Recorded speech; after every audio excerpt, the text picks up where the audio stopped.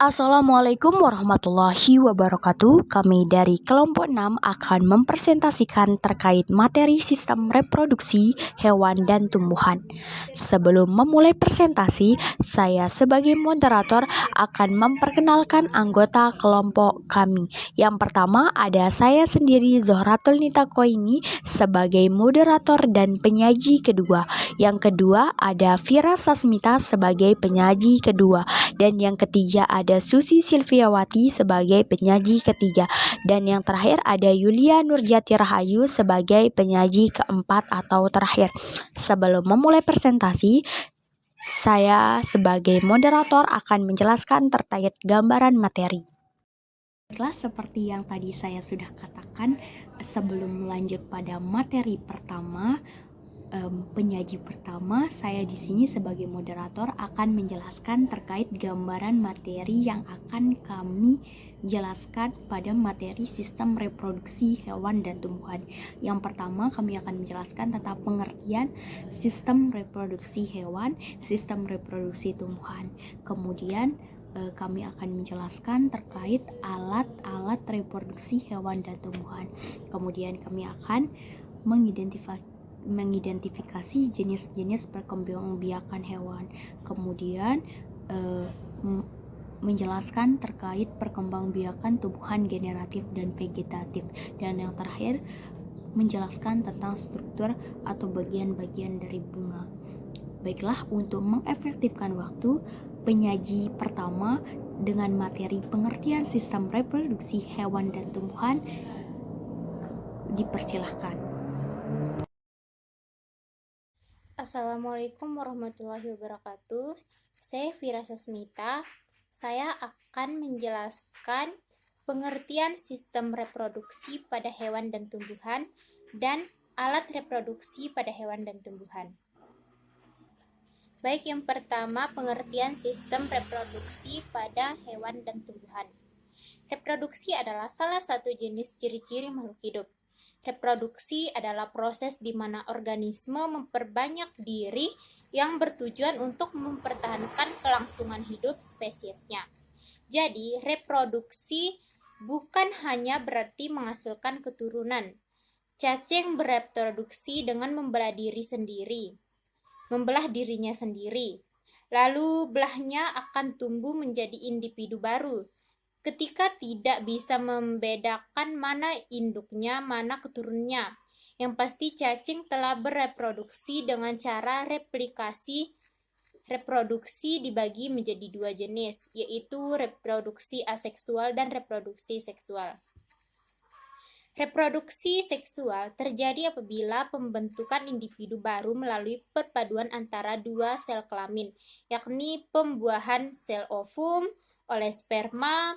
Artinya, untuk menghasilkan keturunan baru dibutuhkan dua induk. Sebaliknya, reproduksi aseksual hanya melibatkan induk tunggal karena tidak melalui peleburan atau perpaduan dari dua sel kelamin, karena berasal dari induk tunggal. Ini memungkinkan makhluk hidup untuk meneruskan seluruh warisan genetiknya secara utuh kepada keturunannya. Pengertian sistem reproduksi hewan. Sistem reproduksi pada hewan adalah proses biologi yang dilakukan oleh organisme untuk menghasilkan lebih banyak spesies keturunan. Melalui proses perkembangbiakan tersebut, induk akan memindahkan materi genetik kepada anaknya.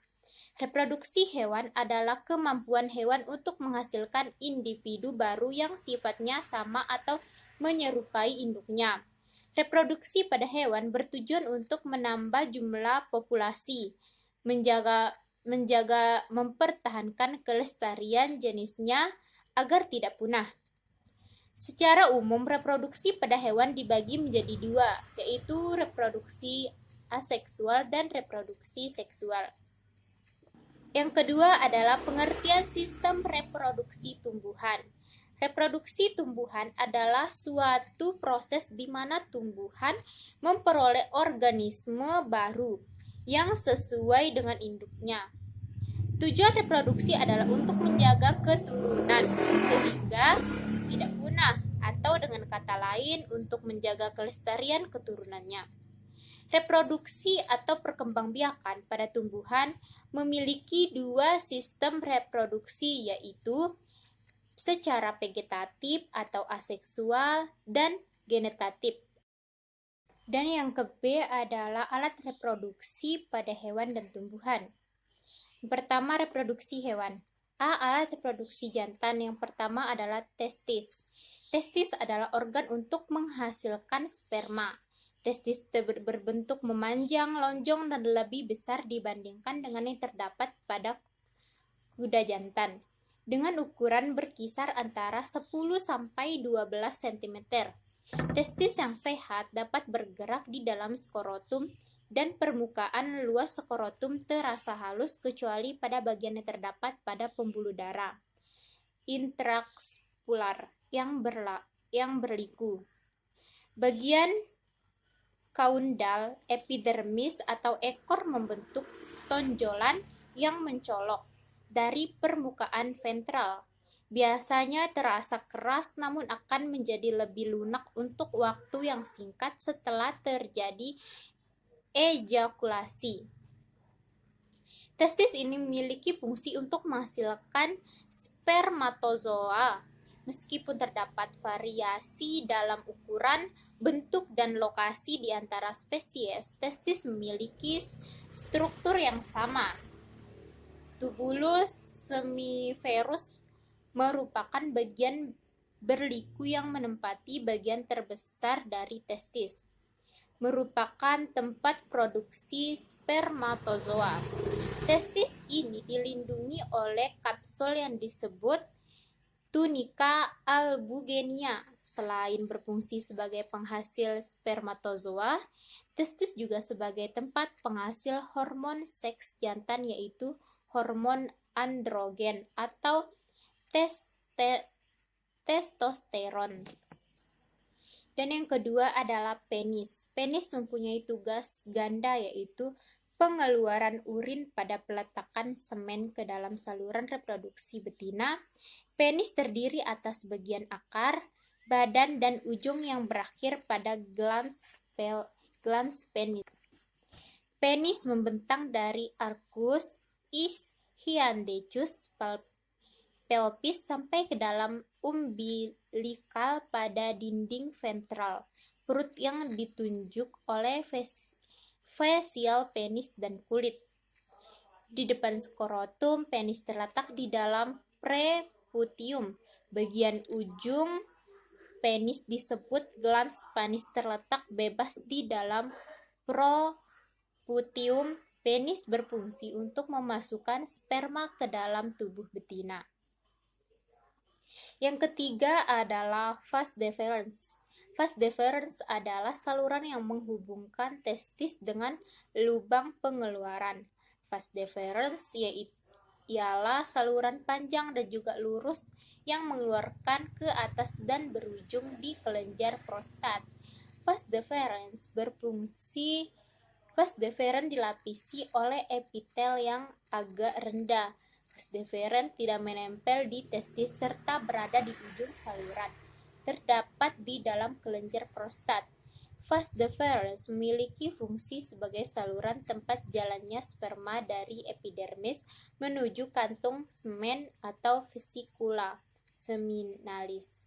Selain itu, vas deferens atau dalam bahasa lain ilmiah dikenal juga dengan ductus deferens, yang merupakan sebuah tabung yang dimiliki juga oleh kebanyakan hewan bertulang belakang, yang merupakan sebuah tabung yang dimiliki oleh tulang belakang atau jantan yang berfungsi menyalurkan sperma dari epidermis pada saat mengeluarkan sperma atau ejakulasi. Vas deferens posisinya membentang dari epidermis ke uretra. Vas deferens juga memiliki fungsi lain yang menjadi tempat penyimpanan sperma sebelum ejakulasi atau dikeluarkan melalui alat kelamin atau penis, yang mana saluran ini berakhir di epidermis. Saluran vas deferens juga menghubungkan testis atau kelenjar kelamin jantan dengan kantong sperma. Kantong sperma ini memiliki peran dalam menampung sperma yang dihasilkan oleh kelenjar kelamin jantan atau testis. Fungsi utama vas deferens untuk penyaluran sperma dari epidermis ketika terjadinya ejakulasi tempat penyimpanan sperma sebelum dikeluarkan. Di sini saya akan melanjutkan materi penyaji pertama, yaitu terkait tentang alat reproduksi pada hewan dan tumbuhan. Tadi penyaji pertama sudah menjelaskan tentang alat reproduksi pada hewan, yaitu pada hewan rumanesia, sebagai contohnya itu sapi. Kemudian saya akan melanjutkan penjelasan dari penyaji pertama, yaitu tentang alat reproduksi, yaitu pada alat reproduksi betina. Di sini kan ada gambar, yaitu gambar hewan rumanesia, yaitu sapi. Gambar anatominya di sini.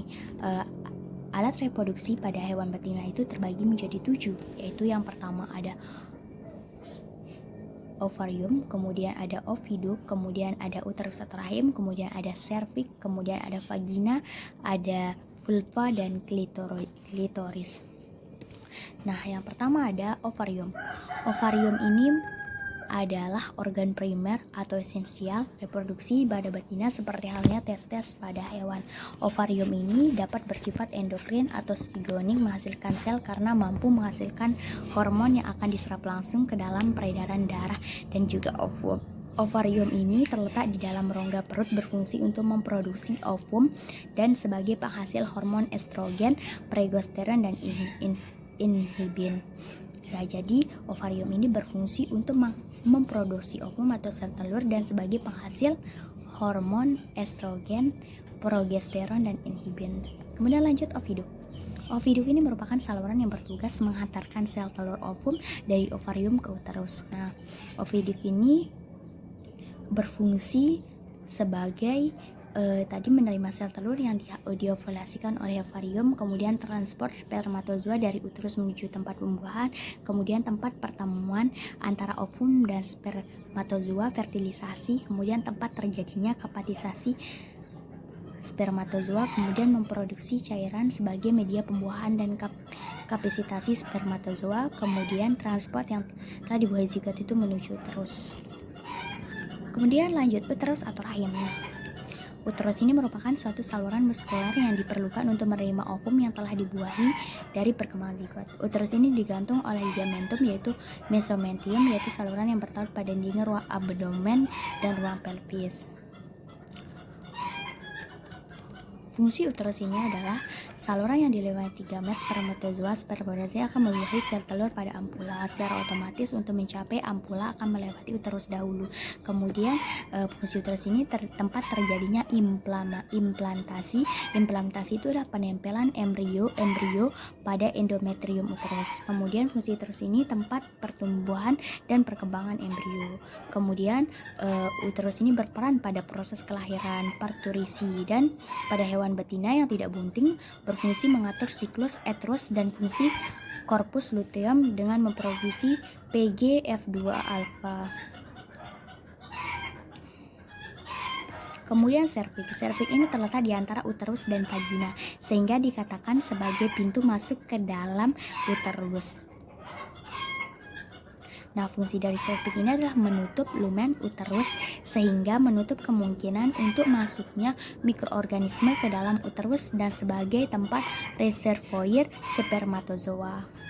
Kemudian lanjut vagina. Vagina ini adalah organ reproduksi pada hewan betina yang terletak di dalam pelvis di antara uterus dan vulva. Vagina ini memiliki membran mukosa yang disebut dengan epitel squamosa berstrata yang tidak berkelenjar, tetapi pada sapi berkelenjar.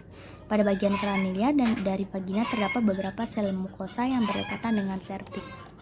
Vagina ini terdiri dari dua bagian, yaitu vestibulum yang letaknya dekat dengan vulva serta merupakan saluran reproduksi dan saluran keluarnya urin, dan yang kedua adalah portio vaginalis cervicis yang letaknya dari batas antara keduanya hingga serviks. Vestibulum ini dan portiovaginalis cervix ini dibatasi oleh suatu selaput pembatas yang disebut himen.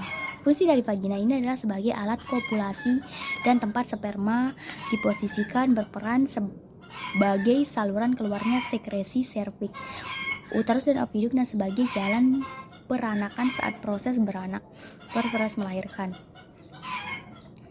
Jalan melahirkan saat proses melahirkan. Vagina ini akan mengembang agar fetus dan membran dapat keluar pada waktunya.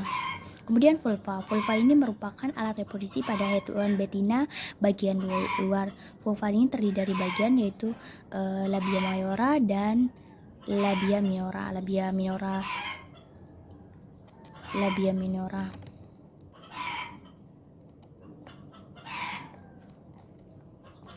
Kemudian lanjut klitoris. Klitoris ini merupakan alat reproduksi betina bagian luar yang homolog dengan gland penis pada hewan jantan yang terletak pada sisi ventral sekitar 1 cm dalam labia. Klitoris ini terdiri atas kurukura atau akar badan dan kepala gelas. Fungsi dari klitoris ini untuk membantu dalam perkawinan. Kemudian lanjut alat reproduksi tumbuhan. Alat reproduksi tumbuhan yaitu terdiri dari kelamin jantan yaitu benang sari dan kelamin betina yaitu pada putih. Jadi alat reproduksi pada tumbuhan itu ada dua. Yang pertama kelamin jantannya yaitu benang sari, kemudian kelamin betinanya yaitu putih. Putik ini adalah perkembangbiakan betina. Alat perkembangbiakan betina yang biasanya terletak pada lingkaran terdalam dari bunga dan dikelilingi oleh benang sari. Bagian putik ini adalah bagian putik itu ada kepala putik, stigma, tangkai putik, stilus, kemudian bakal buah, ovarium, dan bakal biji, ovulum. Di dalam bakal biji terdapat kantung lembaga yang berisi beberapa sel. Salah satu sel di antara kandungan lembaga ini adalah sel telur ovum yang intinya akan dibuahi oleh inti sperma. Kemudian ada benang sari. Benang sari ini tadi merupakan alat reproduksi atau alat perkembangbiakan pada tumbuhan, yaitu pada perkembangbiakan jantan. Bagian-bagian pada benang sari yakni tangkai sari, filamen, kemudian kepala sari, antera yang terdiri dari 4 kantong sari. Kemudian benang sari ini terbentuk di dalam kantong sari dan jika telah masuk, kepala sari pecah dan serbuk sari masuk keluar. Perkembangan biak pada hewan itu dibagi menjadi 2 jenis yang berbeda, yaitu reproduksi seksual atau reproduksi generatif dan reproduksi aseksual atau reproduksi vegetatif. Nah, perkembangbiakan generatif atau reproduksi generatif seksual, perkembangbiakan ini secara seksualnya sering kita namai generatif ini dianggap sebagai perkembangbiakan secara kawin, di mana sel kelamin jantan spermatozoid ini bertemu dengan sel kelamin betina sel telur. Nah, perkembangan biakan generatif ini dibagi menjadi 3 jenis, yaitu ovipar, vivipar, dan ovovivipar. Kemudian perkembangbiakan vegetatif atau aseksual. Perkembangbiakan vegetatif ini pada umumnya terjadi pada hewan tingkat rendah yang tidak memiliki tubuh dengan struktur yang tidak sempurna. Contohnya itu tunas, fragmentasi, dan membelah diri.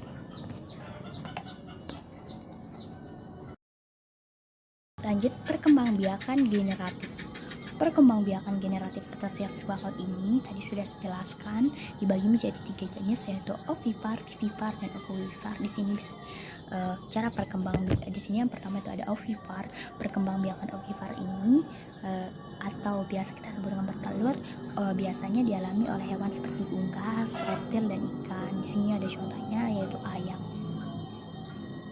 Setelah terjadi pembuahan, embrio akan mulai tumbuh dan berkembang di dalam cangkang telur. Di dalam cangkang telur tersedia nutrisi atau cadangan makanan yang sudah dikonsumsi oleh embrio. Beberapa ciri hewan yang ovipar itu yaitu tidak memiliki kelenjar susu dan tidak memiliki daun telinga. Kemudian vivipar.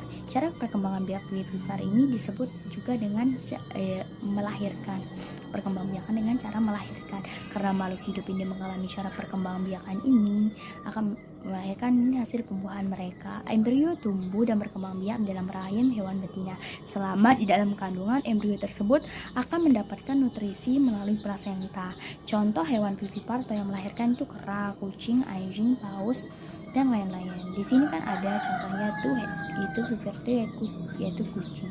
Beberapa ciri hewan vivipar antara lain yaitu memiliki kelenjar susu, kemudian memiliki daun telinga, tubuh dilindungi rambut. Contohnya ini kucing. Kucing kan memiliki kelenjar susu, kemudian memiliki daun telinga, dan tubuhnya itu dilindungi rambut.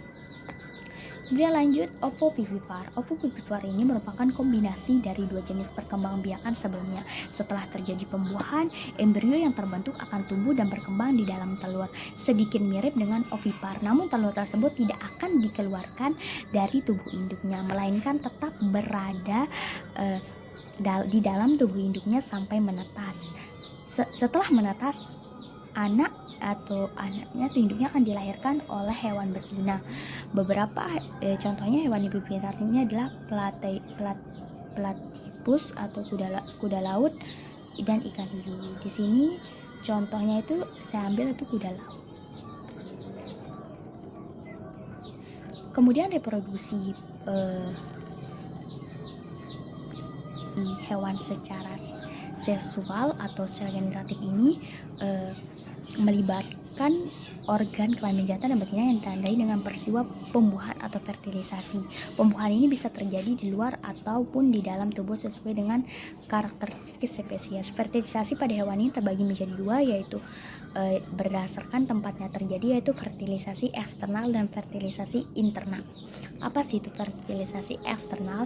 Fertilisasi eksternal itu fertilisasi di luar tubuh induk betina. Pada hewan yang proses fertilisasinya berada di luar tubuh induk akan menghasilkan sel telur dan sel sperma dalam jumlah banyak, sebab kemungkinan terjadinya pembuahan sangat kecil sehingga telur dan sel sperma itu diproduksi dalam jumlah banyak untuk memperbesar keberhasilan proses tersebut.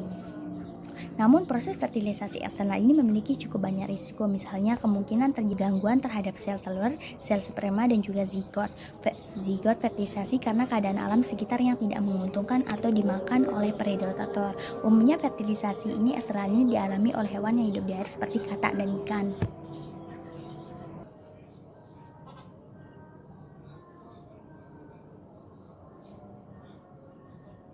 Selanjutnya fertilisasi internal.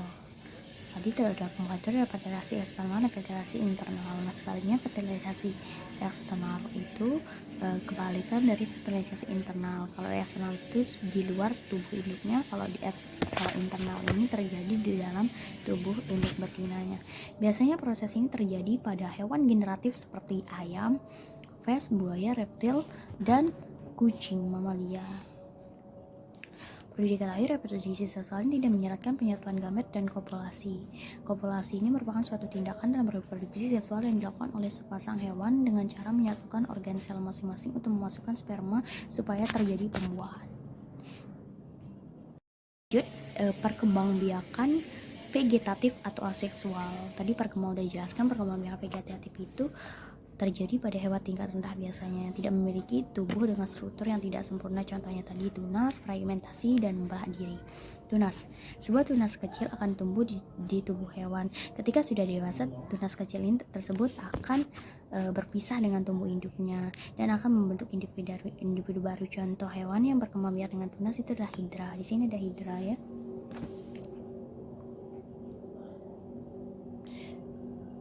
Hidra. Kemudian ada fragmentasi. Fragmentasi ini adalah cara perkembangbiakan dengan memutus atau memotong bagian tubuhnya menjadi beberapa bagian. Dari potongan tubuh tersebut akan membentuk individu baru. Contohnya di sini itu hewan yang berkembangbiak dengan fragmentasi itu adalah cacing planaria. Di sini ada gambarnya kan. Kemudian ada membelah diri. Ketika membelah diri, inti sel hewan itu akan membelah dirinya menjadi dua, diikuti dengan pembelahan sitoplasma dan dinding sel untuk membentuk individu baru yang lengkap tanpa ada proses pertumbuhan. Contoh hewan yang berkembang biak dengan membelah diri adalah amoeba. Di sini ada amoeba. Bismillahirrahmanirrahim. Assalamualaikum warahmatullahi wabarakatuh. Perkenalkan, nama saya Susi Silviawati dengan NIM I1E020200. Di sini saya akan menjelaskan tentang perkembangbiakan tumbuhan secara generatif dan vegetatif. Perkembangbiakan tumbuhan merupakan sebuah proses yang mempunyai tujuan utama untuk memperbanyak spesies tumbuhan agar mencegah kepunahan. Terdapat dua jenis perkembangbiakan tumbuhan yang kita kenal, yaitu perkembangbiakan tumbuhan secara generatif dan vegetatif. Perkembangbiakan tumbuhan secara generatif terjadi melalui perkawinan atau penyerbukan, sedangkan perkembangbiakan tumbuhan secara vegetatif adalah proses untuk memperbanyak spesies tumbuhan tanpa adanya peleburan atau perkawinan, melainkan menggunakan bagian dari tubuh induknya. Jadi, perkembangbiakan tumbuhan tanpa adanya perkawinan disebut dengan perkembangbiakan secara vegetatif. Perkembangbiakan secara generatif mempunyai arti proses memperbanyak tumbuhan melalui proses pembuahan dan penyerbukan. Perkembangbiakan generatif pada tumbuhan hanya bisa terjadi pada tumbuhan yang mempunyai alat perkembangbiakan generatif yang yaitu serbuk sari dan kepala putik. Serbuk sari merupakan alat kelamin jantan, sedangkan putik adalah alat kelamin betina pada tanaman. Artinya, perkembangbiakan tumbuhan secara generatif dapat terjadi melalui perkawinan. Saat tumbuhan tidak mempunyai alat perkembangbiakan, maka pertumbuhan secara generatif tidak dapat dilakukan. Contoh perkembangbiakan generatif pada tumbuhan sebagai berikut. Yang pertama itu proses penyerbukan. Perkembangbiakan secara generatif pasti akan diawali dengan proses penyerbukan. Proses penyerbukan adalah proses jatuhnya atau menempelnya serbuk sari dari kepala putik pada tumbuhan. Adapun beberapa jenis penyerbukan, yang pertama yaitu penyerbukan sendiri atau autogomi. Penyerbukan sendiri merupakan penyerbukan yang terjadi jika serbuk sari dan kepala putik berasal dari bunga yang sama. Yang kedua yaitu penyerbukan tetangga atau geutonogami. Penyerbukan tetangga merupakan penyerbukan yang terjadi jika serbuk sari dan kepala putik. Penyerbukan tetangga atau geutonogami merupakan penyerbukan yang terjadi jika serbuk sari dan kepala sari berasal dari pohon yang sama. Serbuk sari terbang ke kepala putik di bunga yang lain. Yang ketiga yaitu penyerbukan silang atau allogami. Penyerbukan tetangga merupakan penyerbukan yang terjadi jika serbuk sari dan kepala sari berasal dari bunga dan pohon yang lain. Tetapi tumbuhan atau pohon tersebut masih dalam satu jenis, dapat menghasilkan sifat lebih kuat daripada yang sebelumnya. Yang keempat itu ada penyerbukan bastar atau hibrid. Jenis penyerbukan yang terakhir bastar atau hibrid, yang berarti penyerbukan yang terjadi jika serbuk sari dan kepala sari berasal dari bunga lain seperti pohon lain yang berbeda jenis tumbuhannya. Faktor pembantu proses penyerbukan. Apa saja faktor yang dapat mempengaruhi pertumbuhan dan perkembangbiakan tumbuhan, yaitu dengan adanya bantuan angin, air, hewan, dan manusia. Berikut ini merupakan contoh tumbuhan generatif yang proses penyerbukannya dibantu seperti angin. Contoh tumbuhan yang penyerbukan dibantu oleh angin diantaranya ada jagung, gandum, padi.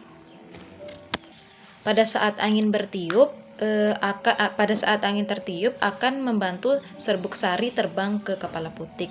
Yang kedua yaitu ada air. Contoh tumbuhan yang berproses penyerbukannya dibantu oleh air adalah tanaman ganggang maupun hidrilia atau tumbuhan yang hidup di air. Yang ketiga ada hewan.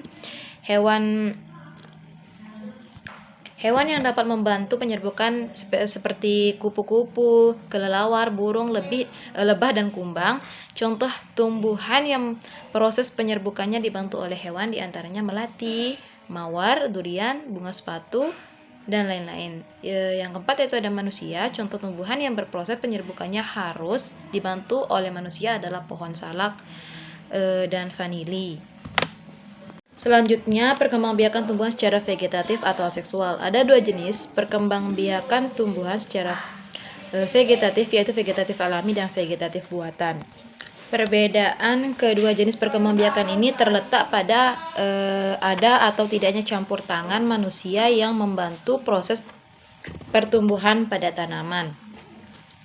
Kemudian saya akan menjelaskan perkembangbiakan tumbuhan secara vegetatif alami. Perkembangbiakan ini mempunyai arti proses perkembangbiakan tumbuhan yang tidak melalui perkawinan atau perleburan, serta tidak mendapatkan bantuan dari manusia secara alami. Beberapa contoh perkembangbiakan vegetatif alami seperti pertama yaitu ada spora. Spora merupakan alat perkembangbiakan yang bertujuan untuk perbesaran pada tumbuhan berpembuluh non-biji. Spora biasanya memiliki satu atau beberapa sel yang terbungkus lapisan pelindung. Contoh tumbuhan yang berspora adalah lumut, jamur, dan tumbuhan paku. Yang kedua yaitu ada umbi lapis. Umbi lapis adalah alat perkembangbiakan yang berasal dari tumpukan daun yang berlapis-lapis dan tebal yang mempunyai susunan format roset. Poliskarida ditanam di dalam ubi lapis bukan merupakan akumulasi karbohidrat. Biasanya pada bagian akar serabut. Mohon maaf, salah. Contoh tumbuhan yang menggunakan ubi lapis untuk berkembang biak adalah bawang merah, bawang putih, bawang bombay, bunga bakung, bunga tulip, bunga lilin hijau, bunga amarilis, dan bunga narsis. Yang ketiga yaitu ada umbi batang. Umbi batang merupakan alat perkembangbiakan yang berbentuk batang maupun struktur modifikasi batang yang ada di dalam tanah, biasanya digunakan sebagai cadangan makanan pada tumbuhan. Jika ditanam di tanah umbi, ini dapat menumbuh menjadi tanaman baru. Contoh tumbuhan yang berkembang biak dengan umbi batang diantaranya kentang, ubi jalar, talas, bengkuang, gadung, dan gembili. Yang keempat yaitu ada umbi akar. Umbi akar merupakan perkembangbiakan vegetatif alami yang memanfaatkan bagian akar yang berisi cadangan makanan. Bagian ini bisa ditanam kembali sehingga tumbuh tanaman baru. Nantinya akan membentuk tunas sebagai tanaman baru. Umbi akar mempunyai dua jenis yaitu yang berasal dari akar serabut dan juga akar tunggang. Contoh tumbuhan yang berkembang biak menggunakan umbi akar serabut adalah singkong. Sedangkan umbi akar tunggang contohnya lobak dan wortel. Yang kelima ada tunas. Tunas adalah perkembangbiakan tumbuhan yang memanfaatkan bagian tumbuhan yang baru tumbuh atau kuncup. Tunas berada di bawah tumbuhan induknya. Tunas akan muncul di atas permukaan tanah. Tunas biasanya berasal dari batang, daun muda maupun calon buah atau bunga. Contoh perkembangbiakan tumbuhan dengan tunas terjadi pada tumbuhan pisang, tebu, dan bambu. Yang keenam yaitu ada tunas adventif. Tunas adventif ini memiliki kemiripan dengan tunas biasa, namun tunas adventif merupakan tumbuhan yang tumbuh dari bagian tumbuhan seperti akar atau daun. Contoh tumbuhan yang berkembang biak menggunakan tunas adventif diantaranya cocor bebek, cemara, dan sukun. Yang ketujuh yaitu ada rizoma atau akar tinggal. Akar tinggal ini biasa disebut dengan rimpang. Artinya perkembangbiakan tumbuhan yang tumbuh dan menjalar di bawah permukaan tanah. Rimpang akan menghasilkan akar baru ataupun tunas baru yang akan tumbuh menjadi tanaman baru. Rimpang digunakan untuk menyiapkan cadangan makanan atau produk metabolisme tumbuhan. Rimpang juga banyak mengandung minyak atsiri dan alkolit. Contoh tumbuhan yang berkembang biak menggunakan rimpang diantaranya jahe, lengkuas, kunyit, dan temulawak. Yang kedelapan yaitu ada geragih atau stolon. Geragih merupakan perkembangbiakan tanaman dengan modifikasi bagian batang yang tumbuh menyimpang atau bisa disebut sebagai cabang pada batang tanaman. Di batang ini akan ada ruas-ruas yang akan tumbuh menjadi tanaman baru. Selanjutnya itu perkembangbiakan tumbuhan secara vegetatif atau buatan. Perkembangbiakan secara vegetatif buatan adalah proses memperbanyak tumbuhan tanpa melalui perkawinan, tetapi menggunakan campur tangan manusia atau mendapat bantuan manusia. Perkembangbiakan tumbuhan secara tidak kawin dengan bantuan manusia disebut perkembangbiakan vegetatif buatan. Beberapa contoh perkembangbiakan vegetatif buatan yaitu pertama ada stek. Stek adalah suatu proses memperbanyak tumbuhan menggunakan potongan dari bagian tubuh tumbuhan seperti bagian akar, daun, dan batang. Tumbuhan memiliki sifat totipotensi atau membelah diri agar bisa membentuk sel lain. Sel lain ini akan sempurna dan mirip dengan induknya. Ada 3 cara untuk melakukan stek seperti stek batang, stek daun, dan juga stek akar. Yang kedua yaitu ada cangkok atau mencangkok. Cangkok merupakan proses memperbanyak tumbuhan dengan cara melukai bagian pada batang tumbuhan. Nantinya pada cabang batang akan menjadi berakar. Pencangkokan membutuhkan bantuan manusia. Cara melakukan pencangkokan setelah batang dilukai kemudian dibungkus dengan tanah dan ditutup rapat menggunakan plastik. Gunakan plastik bening agar lebih mudah untuk memantaunya setelah tumbuh akar tanaman tanaman dapat dipotong. Setelah proses pemotongan selesai, maka tanaman dapat ditanam di pot atau di tempat lain. Tumbuhan yang dapat dikembangkan secara cangkok biasanya merupakan tumbuhan dikotil. Dikotil artinya tumbuhan yang mempunyai kayu. Contoh tanaman yang berkembang biak menggunakan cangkok adalah mangga, jambu air, sawo, jeruk, kelengkeng, rambutan, dan jambu biji. Yang ketiga yaitu ada runduk atau merunduk. Runduk atau merunduk merupakan perkembangbiakan tumbuhan secara vegetatif buatan yang dilakukan dengan cara membengkokkan batang tanaman yang masih mempunyai induk hingga masuk ke tanah. Cabang tanaman yang dibengkokkan ini harus di bawah permukaan tanah. Setelah ditunggu beberapa saat, maka akan muncul akar baru sebagai awal pertumbuhan tanaman baru. Lalu pisahkan tanaman berakar baru dengan tanaman induknya. Pindahkan ke dalam pot atau media tanam yang lain. Biasanya tanaman yang berkembang biak secara merunduk mempunyai batang yang panjang dan juga lentur. Contoh tanaman yang berkembang biak dengan cara merunduk: melati, sirih, apel, stroberi, dan anggur. Yang keempat yaitu ada okulasi atau menempel. Okulasi adalah salah satu perkembangbiakan tumbuhan yang dilakukan dengan cara menempelkan potongan tunas dari batang tanaman yang satu ke irisan batang tanaman yang lain. Menggunakan metode okulasi akan membantu meningkatkan mutu dan kualitas tanaman. Okulasi dilakukan agar menghasilkan sifat-sifat tumbuhan yang paling baik dan juga mendapatkan bibit berkualitas.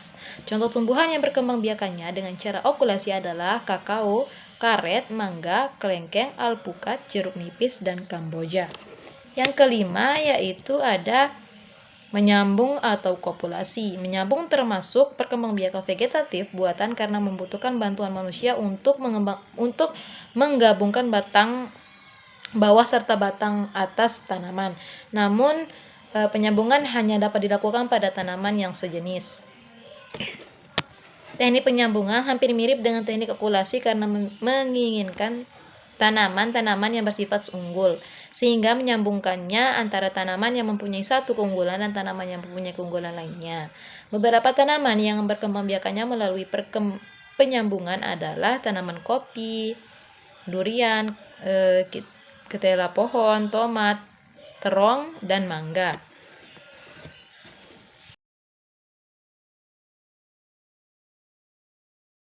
Bismillahirrahmanirrahim. Baiklah, saya akan menjelaskan materi tentang struktur bunga.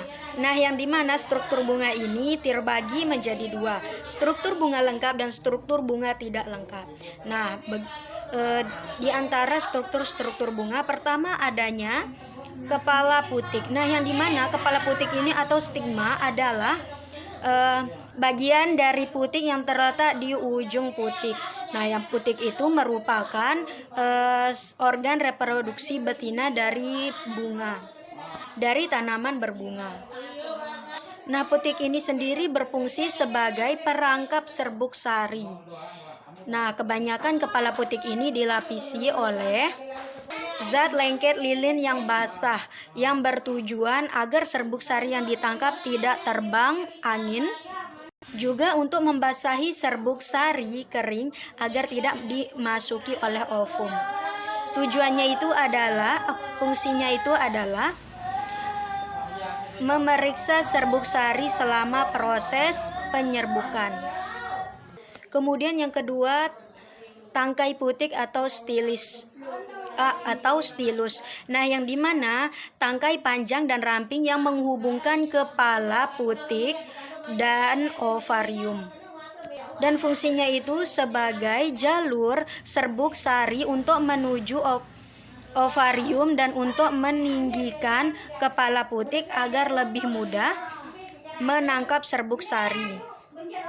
Kemudian ketiga ada benang sari atau disebut juga stamen, yaitu organ reproduksi jantan pada bunga. Benang sari ini terdiri dari tangkai sari, kepala sari, dan serbuk sari. Fungsi dari benang sari itu adalah sebagai alat reproduksi jantan pada pertumbuhan berbunga dengan cara menghasilkan serbuk sari. Kemudian yang keempat, kepala sari atau anter, yaitu bagian dari benang sari yang merupakan tempat memproduksi serbuk sari yang berfungsi sebagai tempat terjadinya meiosis yang menghasilkan serbuk sari dan menyimpan serbuk sari. Kemudian yang kelima adalah tangkai bunga atau disebut dengan pedikel. Nah, yang dimana ini adalah bagian paling bawah dari bunga yang berfungsi untuk menopang bunga, memberi nutrisi ke bunga, dan mengarah matahari ke bunga, atau pada posisi yang menarik serangga penyerbuk. Kemudian yang keenam ada bakal buah atau ovarium. Nah, yang dimana ini adalah organ reproduksi betina bagi bunga. Ovarium ini dia mengandung ovulum yang berkembang menjadi biji setelah pembuahan. Setelah itu ovarium itu akan menjadi buah yang berisi benih atau biji. Kemudian fungsi bakal buah itu adalah untuk menghasilkan buah yang menyimpan biji setelah terjadinya proses pembuahan. Kemudian yang ketujuh adalah bakal biji atau ovulum. Nah, yang dimana ini adalah struktur bunga yang mengandung kantung embrio yang berfungsi untuk menghasilkan biji setelah pembuahan. Selanjutnya adalah yang kedelapan, mahkota bunga. Nah, yang dimana mahkota bunga atau nama lainnya adalah corolla adalah bagian bunga yang berwarna. Jumlah mahkota bunga di setiap bunga itu bermacam-macam, mulai dari 2, 3, 4, 5, dan lain sebagainya kelipatannya. Fungsi kelopak bunga itu adalah untuk menarik hewan penyerbuk karena dengan warna yang cerah. Kemudian yang kesembilan adalah kelopak bunga. Nah, yang dimana kelopak bunga ini adalah struktur seperti daun di dasar bunga. Fungsi kelopak bunga ini adalah untuk melindungi bunga selama masa perkembangan. Kemudian ke-10 adalah dasar bunga. Nah, yang dimana adalah di bagian bawah, yakni atas tangkai bunga yang berfungsi sebagai area melekatnya mahkota bunga. Berdasarkan kelengkapan bunga, yakni perhiasan bunga serta alat kelaminnya, bunga dibedakan menjadi dua, yaitu bunga secara bunga lengkap dan bunga tidak lengkap. Pembahasan pertama adalah bunga lengkap. Struktur bunga lengkap adalah bagian bunga yang terluar. Bunga lengkap yaitu diantaranya ada kelopak bunga, mahkota bunga, dan putik atau benang sari. Contohnya itu adalah seperti bunga sepatu, bunga mawar, dan bunga bakung. Struktur bunga lengkap diantaranya pertama adalah kelopak bunga. Nah, yang dimana kelopak bunga ini adalah bagian bunga yang terluar yang berfungsi untuk menyelimuti mahkota pada masa masih kuncup. yang akan terbuka ketika mahkota mekar. Warna kelopak bunga ini berwarna seperti warna daun. Selanjutnya yang kedua adalah mahkota bunga. Nah, yang dimana mahkota bunga ini adalah bagian bunga yang paling indah disertai dengan warna-warni. Dengan adanya mahkota bunga ini bisa menarik hewan penyerbuk hingga kemudian membantu proses perkembangan serta penyerbukan. Kemudian yang ketiga adalah tangkai bunga, yang dimana bagian bunga yang paling bawah di bagian bunga yang berfungsi untuk menopang dan menghubungi tangkai bunga dengan ranting. Kemudian yang keempat atau D adalah dasar bunga, yang dimana dasar bunga ini terletak di bagian bawah, yaitu atas tangkai bunga yang berfungsi sebagai area melekatnya mahkota bunga. Selanjutnya yang kelima atau bagian E adalah benang sari. Nah, yang dimana ini adalah alat kelamin jantan untuk perkembangbiakan bunga yang terdiri atas tangkai sari. Benang sari ini terdiri dari 3 bagian utama. Pertama adalah kepala sari atau anteral. Kedua, serbuk sari atau polen, dan yang ketiga adalah tangkai sari atau filamen. Kemudian bagian pendukung benang sari adalah putik bunga dan carpel. Kemudian selanjutnya F adalah putik. Nah, yang dimana ini adalah jenis alat kelamin betina, yang dimana pada bagian ujung putik ini disebut adalah kepala putik.